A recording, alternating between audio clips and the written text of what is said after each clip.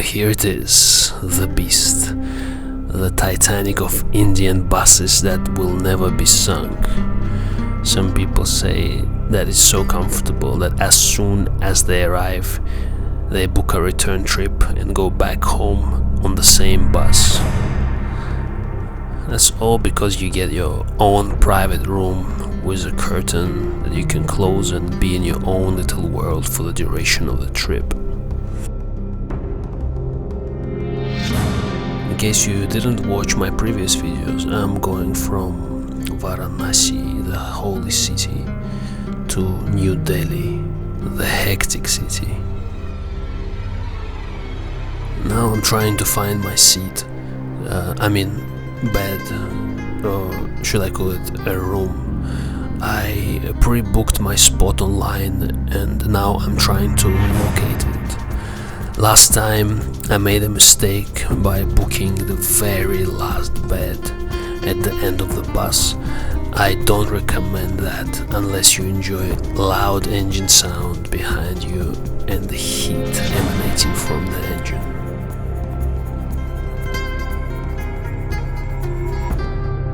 Inside your bed space there's a dedicated shoebox where you can put your shoes, as I did here. There's AC, there are a few lights and a big window. As you can see, there's lots of Volvo branding going on here on the pillow and on the headrest as well, and a socket as well if you need it. Of course you need it. Here to the right it's a double bed, which is twice the price and the size, obviously, but last time I got it for free because it was empty, so I just moved over.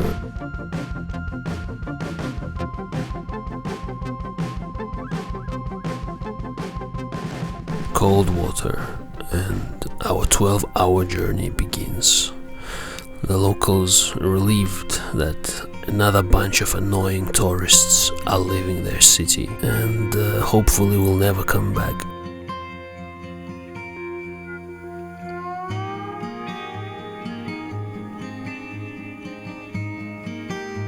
But for us, the passengers, we have 12 hours of lying, sitting, sleeping, scrolling and listening to music, looking out of the window, thinking and dreaming. Did I mention eating?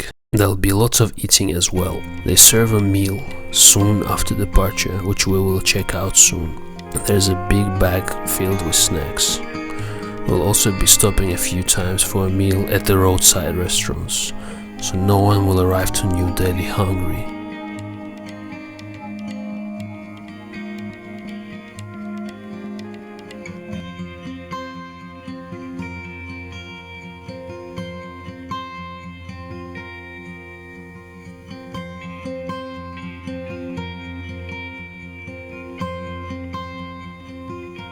Okay, let's see what's in the bag.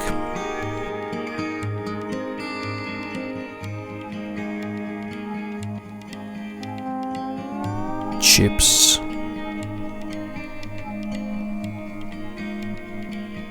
tissues, juice, cookies. No idea what that is. Cutlery. That's all.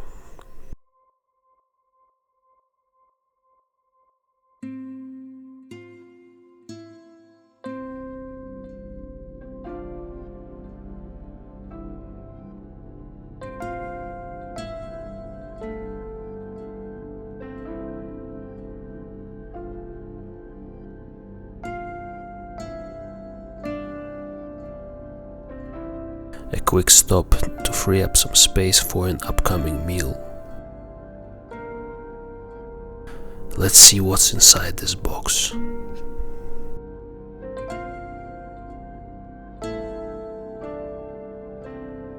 I don't know any other country where they feed you on a bus trip. If you do, let me know in the comments.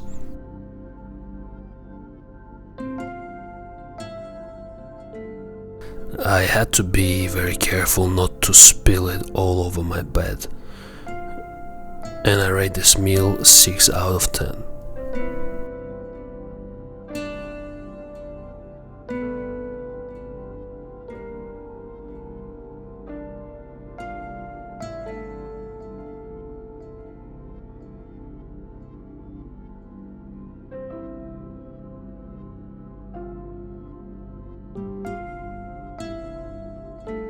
During the first food stop, I was pleasantly surprised by the facilities.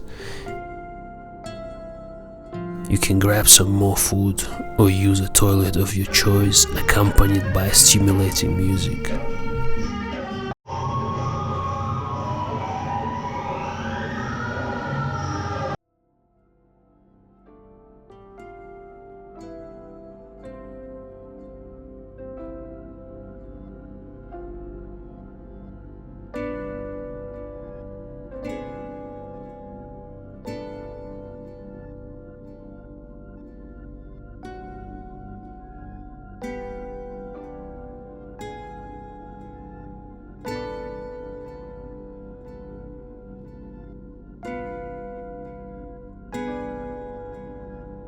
There was another food stop in the morning, but I was too lazy to come out. Traveling during daylight is definitely better than at night. It was an early morning. I could see the villages and cities wake up. People driving their cars and motorbikes to work. I could see it all from the comfort of my seat. My window became a large TV screen with a travel show on. Roads turned into chaos and sidewalks into roads.